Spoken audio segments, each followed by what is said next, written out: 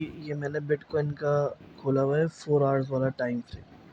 अब मैंने 4 आवर्स वाला क्यों खोला है ये मैं बताऊँगा, मगर उससे पहले मैं ये बताऊँ कि अब ऐसी सिचुएशन है, अगर फ़र्ज़ कर लो ये यही सेम सिचुएशन 30 मिनट वाले या 15 मिनट वाले टाइम फ्रेम में मिलती है। सिचुएशन क्या है कि मार्केट यहाँ से ऊपर गई, ठीक है? ओह सॉरी, यहाँ से मार्केट ऊपर गई, उसके बाद नीचे आई, फिर थोड़ा-सा कंसोलिडेशन आया और फिर ऊपर गई और उसके बाद नीचे आई। अब यहाँ पर देखो अगर, तो यहाँ पे मार्केट ने एक सपोर्ट लेवल बना लिया था, ठीक है? जो कि सपोर्ट लेवल हमारा जो है वो इस कंसोलिडेशन की वजह से बना, ठीक है? उसके बाद मार्केट का आया ब्रेकआउट। जब मार्केट ने ब्रेकआउट दिया और वो भी सॉलिड ब्रेकआउट है यार, मतलब आप देखो जिसमें सॉलिड ब्रेकआउट का जो सिंपल तरीका, आसान तरीका वो ये है कि देखो यहाँ पर एक प्रॉपर ब्रेकआउट आया है, बॉडी ज़्यादा है और जो विक है, डंडियाँ वो कम है, छोटी हैं। ये सॉलिड ब्रेकआउट है, यानी कि सेलर्स जो हैं वो अभी अपना दाँव लगाए हुए हैं, ठीक है? उसी तरह से एक चीज़ ये यहाँ से कन्फर्म होगी। दूसरी चीज़ यहाँ पे देखो जब ब्रेकआउट आया था तो उसके बाद मार्केट कितनी तेज़ी से यहाँ तक गया था नीचे, ठीक है? तो यही अगर 30 मिनट वाले टाइम फ्रेम में ऐसी कंडीशन, ये मेरी फ़ेवरेट है। उसका रीज़न यही है कि इसमें प्रॉपर चीज़ें हैं, क्या कि यहाँ पर प्रॉपर ब्रेकआउट आया है, इधर प्रॉपर ब्रेकआउट आया है और मैं क्या कहता हूँ कि हमेशा ब्रेकआउट पे एंट्री ले लो, ठीक है? अब क्या हुआ कि ब्रेकआउट आने के बाद मार्केट ने किया रीटेस्ट, और रीटेस्ट में हम क्लियरली देख सकते हैं कि मार्केट फ़ेल हो गई, ठीक है? तो फ़ेल हो गई तो इसका मतलब 99% ये कंफर्म हो गया कि मार्केट नीचे जाएगी, ठीक है? तो हमारा यहाँ पर एंट्री है, ठीक है? उसके बाद हमारा टेक प्रॉफ़िट 1 हो जाएगा यहाँ पर, ठीक है? 76 पे, और फिर टेक प्रॉफ़िट टू 75 पे हो गया हमारा, ठीक है?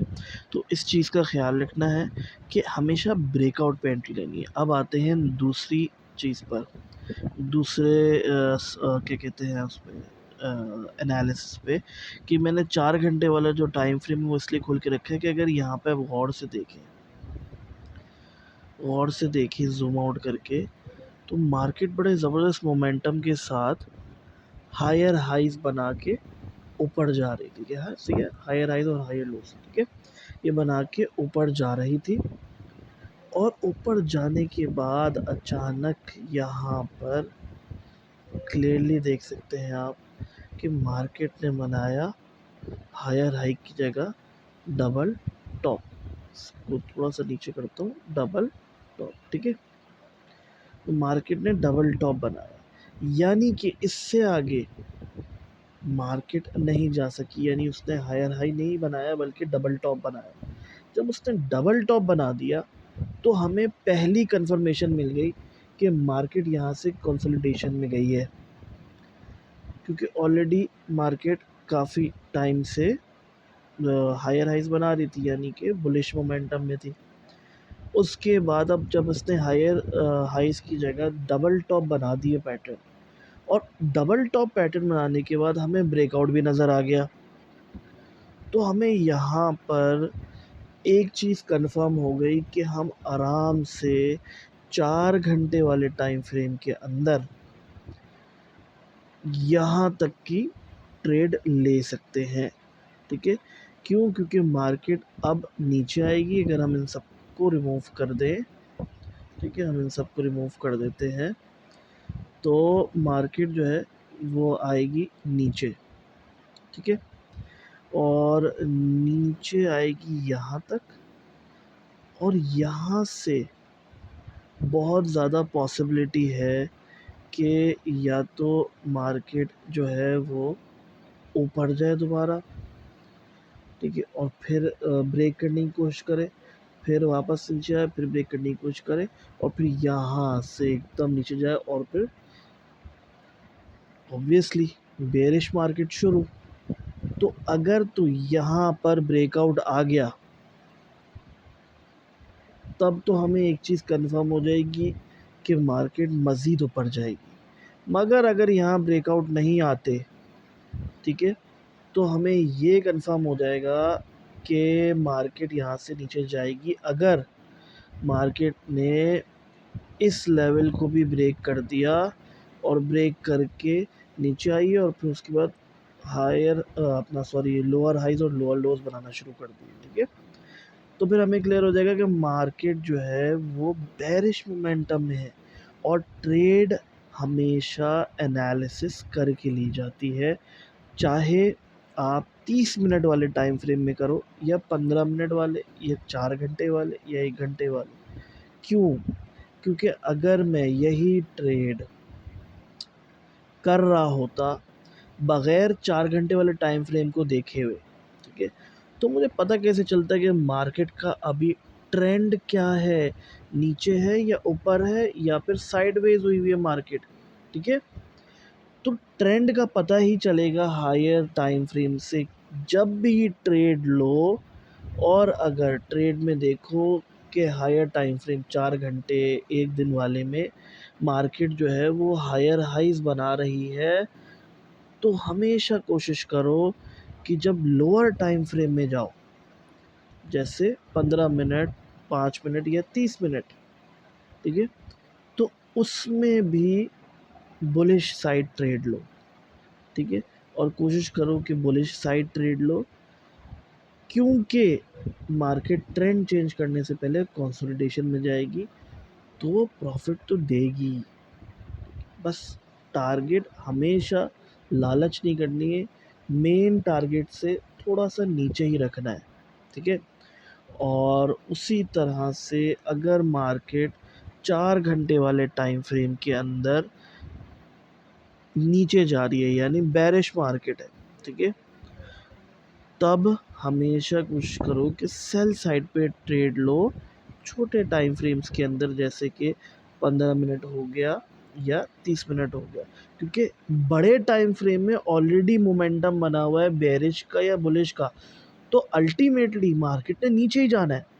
तो चाहे कुछ भी हो जाए, स्टॉप लॉस लगाओ नहीं लगाओ, सेल की ली हुई होगी ना अगर ट्रेड, तो ये बात पता होगी, दिल को तसल्ली होगी कि चाहे जितना ऊपर चला जाए जाएगा ये नीचे ही।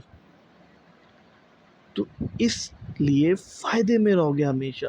और अगर बुलिश 4 घंटे वाले में चल रहा है ट्रेंड, तो बुलिश की ट्रेड लो 15 मिनट या 30 मिनट में, क्योंकि गलत ट्रेड भी ले लिया अगर जस्ट इन केस जज्बात में आके, छोटे टाइम फ्रेम के एनालिसिस अलग होते हैं, सिखाया है ना वो भी मैंने कि ब्रेकआउट का वेट करना पड़ता है, और इसको अगर हम प्रॉपर जूम इन करें और जूम इन करके दिखाएं तो यहाँ पर अब देखो, यहाँ पर 15 मिनट वाले में मार्केट कंसोलिडेशन में, ठीक है, इस लेवल पर है, अभी मार्केट डिसाइड ही नहीं कर पाई, मार्केट ने ब्रेकआउट दिया ऊपर यहाँ पर, मगर मार्केट पे ब्रेकआउट के बाद 77,500 पे ही जा सकी।